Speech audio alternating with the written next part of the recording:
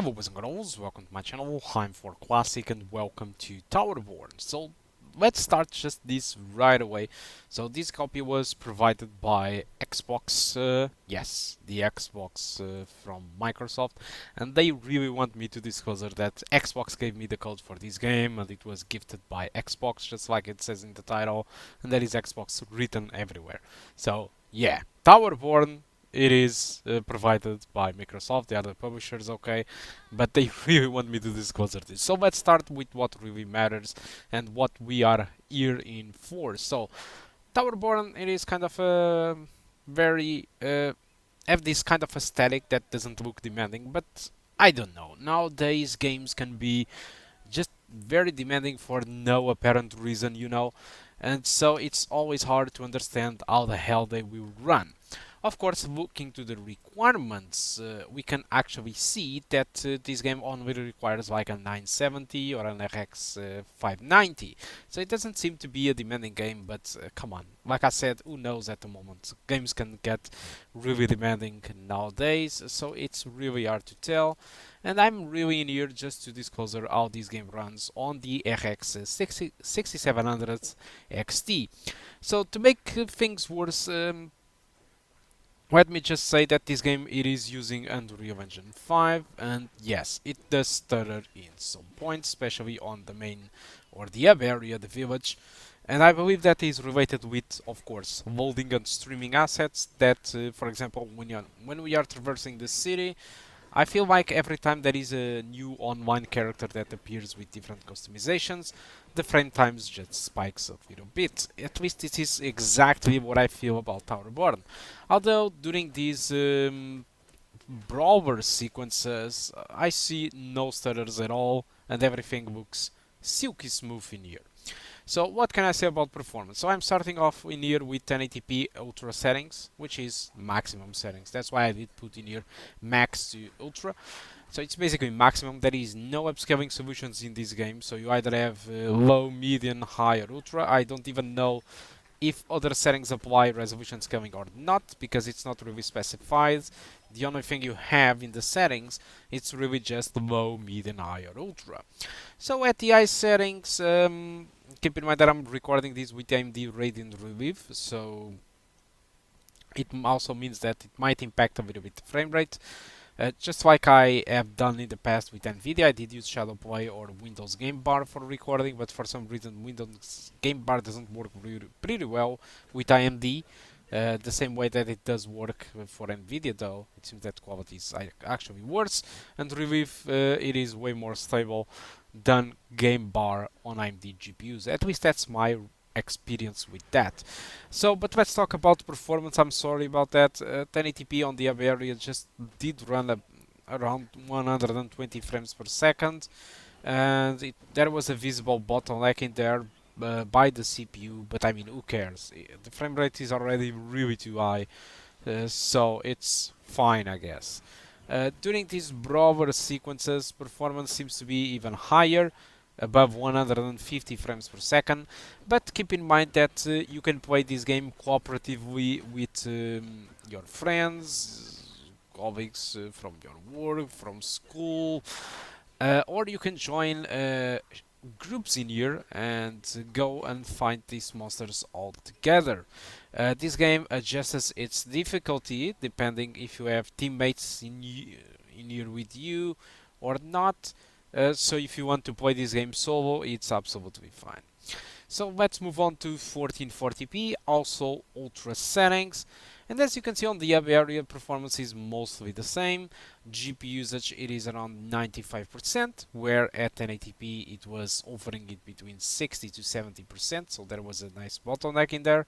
But at 1440p, performance is almost identical. It's obviously worse in some aspects, but it does still run pretty well.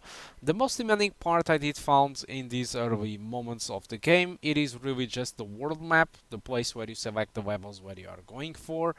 This is the most demanding moments for the GPU that I did found out, and at 1440p it does run around 80 frames per second to 90. yeah, that's really about it. So when it comes to the brawling moments, let me just get inside the level just to show you.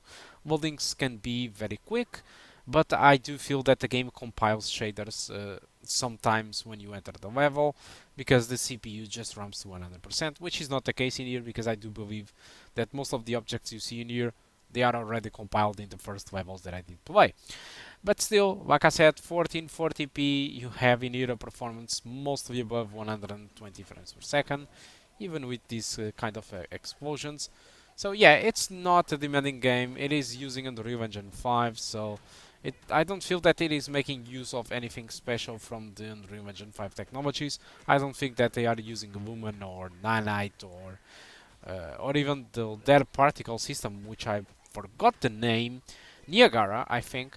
So I don't think they are making use of it. They are just making use of Unreal Engine 5 core basic features with their optimizations of the Unreal Engine 5 itself. So stuttering isn't reduced to the max aside from the area. So that's good news in my opinion.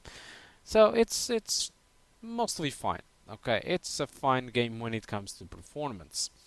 So I think I don't need to show you more about 1440p. I think I can jump immediately to 4K just for you to have an idea.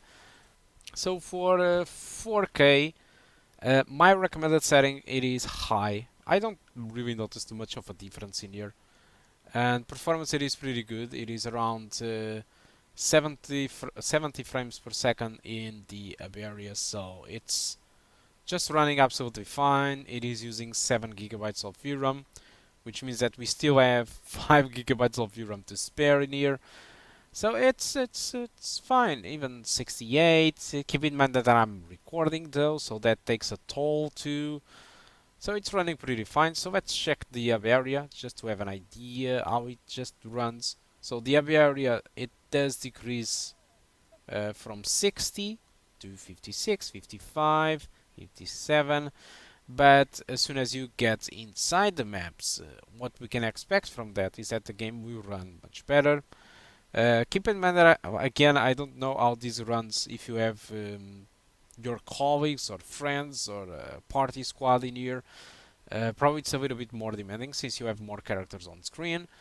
But still, look at this. It's 90 frames per second. Of course, there will be moments where it will be lower than this. But it's super duper playable in here. So I don't think you have an issue with 4K high settings. So let me just show you how does it run with 4K max. So for 4K max, unfortunately it's way more demanding. So on the area we are around 60 frames per second, but it also decreases below than 60 on the area. I think it's fine if you want to play like this. I mean, it's the area, so nothing will happen in here. You are just traversing the map. It's a little bit like the old school MMORPGs, that every time you got to the main cities, the frame rate just tanks immediately. It's a little bit like this, but it just runs way much better in that sense. Alright, so let me just cut out to the world map. And here it is with a very different performance than the high settings. So instead of having like 58 to 60 frames per second or something like that, we now have around 46. So it does 45. So it does run pretty much less than frames than the high settings in here.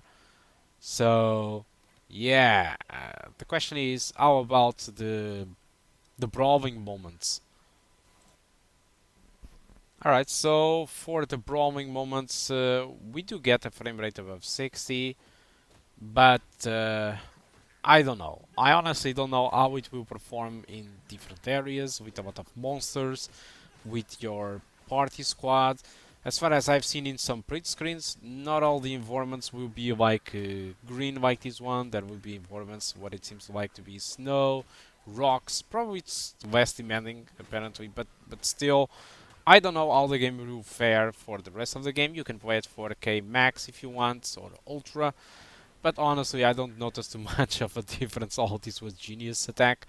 So I think that for now it is all I want to talk about Towerborne. I intend to do a live stream about this game, but essentially this is kind of an RPG brawler with this kind of side scroll gameplay. So I think that's for now. It's all that I want to talk about Towerborne. Hope you did enjoy the video, and I do hope to see you soon in another one. Goodbye.